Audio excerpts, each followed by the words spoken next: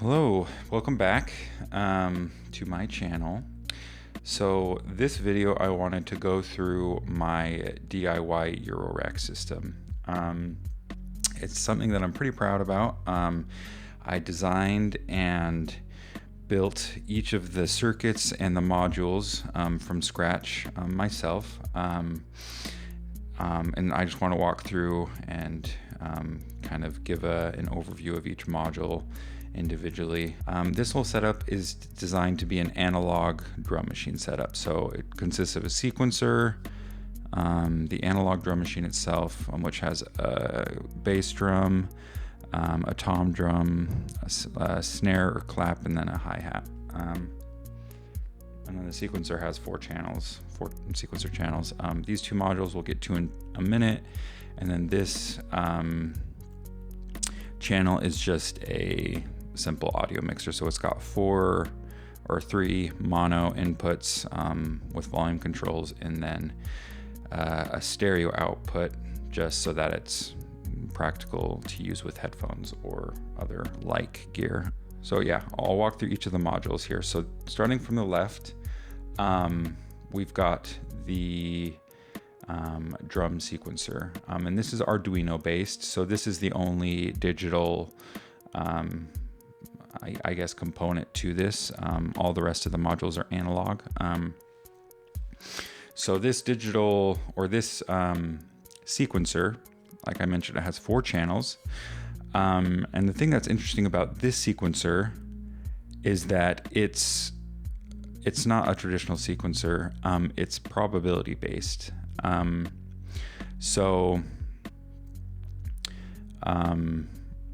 Each of these knobs next to the output of the sequencer channel controls the probability that this output will send a note every 16th note. So if it's all the way to the left, then this output is not going to send any 16th notes. If it's all the way to the right, then it's going to trigger every single 16th note. If it's somewhere in the middle, like if it's right at the halfway mark, then it's going to trigger, there's a 50% probability that it's going to trigger every 16th note. And you can dial it, to be less probable, more probable, and each of the channels is like that. So it creates some really cool variations and kind of gets out of the I guess the standard sequencer model. One thing about the randomness with the kick or the bass drum channel and the snare channel, I programmed them to be on at certain times always. So the bass drum, it will trigger on every one beat and the end of the third beat. And the snare drum or the clap or whatever you want to call it, it'll trigger every second and fourth beat. And that just allows for some amount of stability for that randomness to kind of work around, so it's not completely random. So even if these two channels are all the way to the left, you will still hear that kick drum on the first and the end of the third beat, and the snare on the second and the fourth beat. Other than that, everything is random or probability based.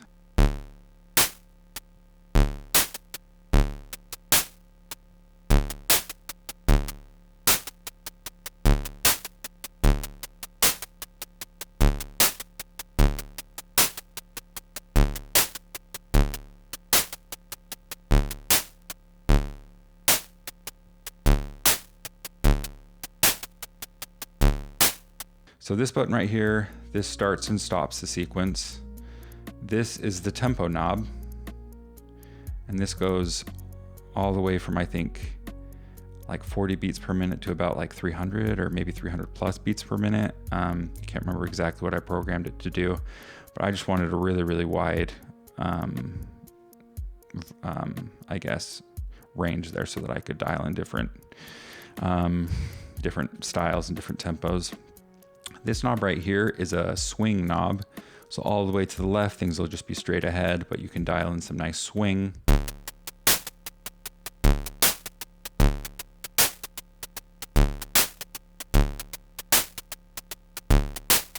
This output jack is just an analog clock output, so you can sync other gear to this whole setup. So I've tested this with like the Korg Volca series. It works great. You just take this, plug a patch cable in there, and then just plug it into like the clock input of the Korg Volca, and it works great. This right here, this MIDI port, it just sends MIDI data for each channel. So that way, if you really wanted to, you could sequence external drum machines as well. And I've tested that, and it works well, and it's a fun thing to do. So moving on to the drum machine. The drum machine has 4 drums. It's got a bass drum, a tom drum, snare / clap, and a hi-hat. And then the columns of knobs, they each kind of perform a similar function. So over here on the right, all these knobs are simply just volume controls for each of the different drums. Each of these are just decay controls for the drums. And then these, the top 2 for the bass and for the tom drum, those are pitch controls. And for the snare and for the hi-hat, they're act more like tone controls.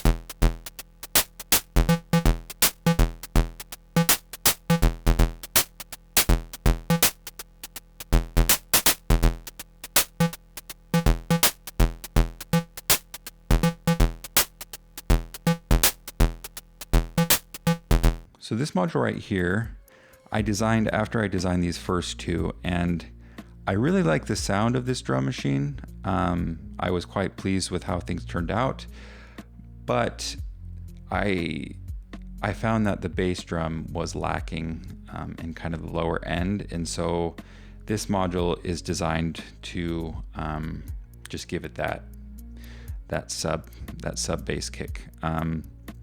So it has two modes.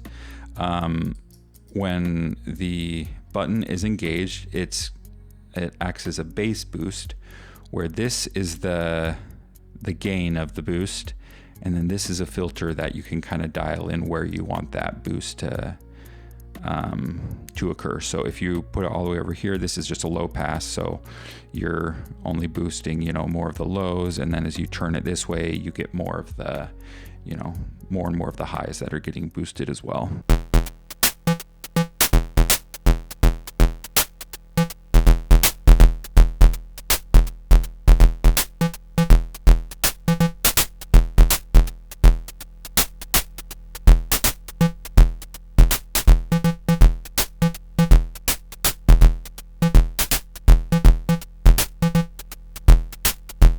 And then if you toggle the button off, then it just bypasses the boost, and you simply have a low pass filter to work with, which is kind of fun, and it sounds pretty good.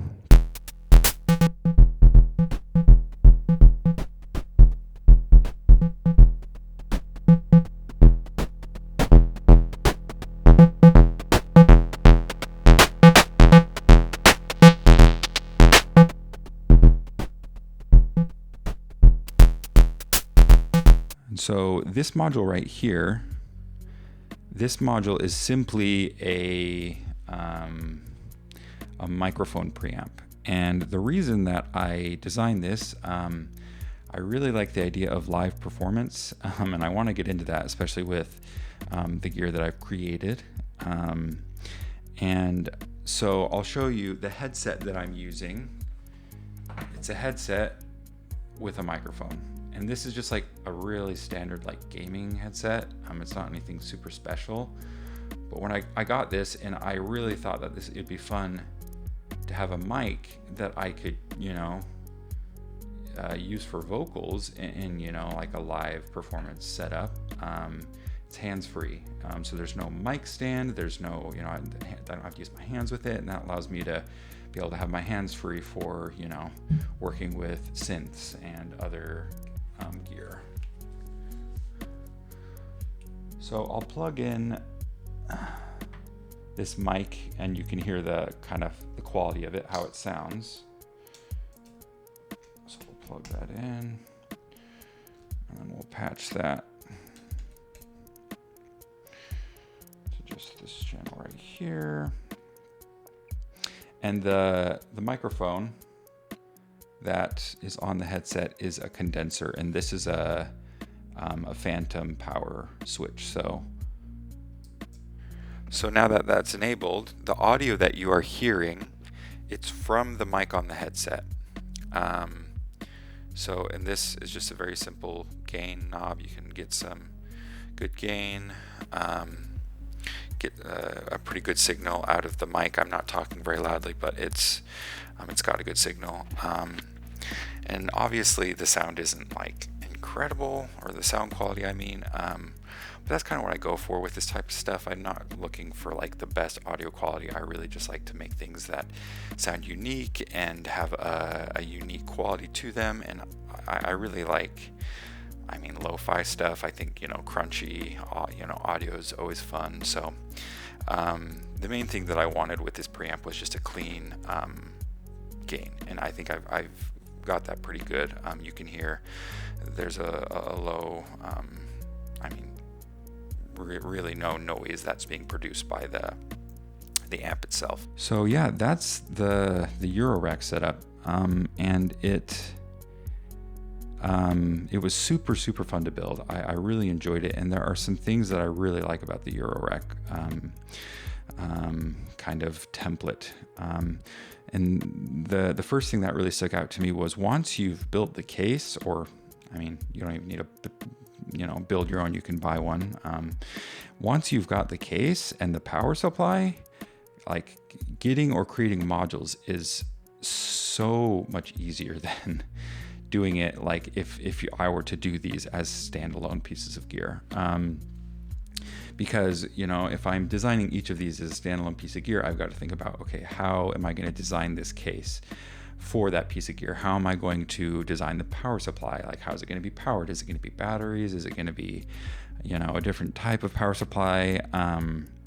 And if you build a ton of gear and it's all battery powered, you start to eat through a lot of batteries.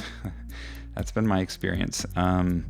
So the template of having like, okay, I want to build, this setup with these modules. The modules all have a set kind of faceplate guide, like, how big it has to be. I mean, it can vary this way, but it has to be, if you're using a standard of 3U, which is what this case is, it has to be a certain height. And it just makes it super easy. And all the power supplies, it's the exact same. They all run on just the case power supply, so it's super easy to be able to design and I guess easier. It's never easy to design your own pieces of gear, but it just makes the workflow, I guess, so much easier. So thanks for checking this video out. Let me know if you have any questions or anything like that in the comments. In the link, not the link, in the video description, I'm going to link to all the circuit diagrams and other things that I use to design this setup. So if you're interested in checking that out, you can. But yeah, thanks so much for watching.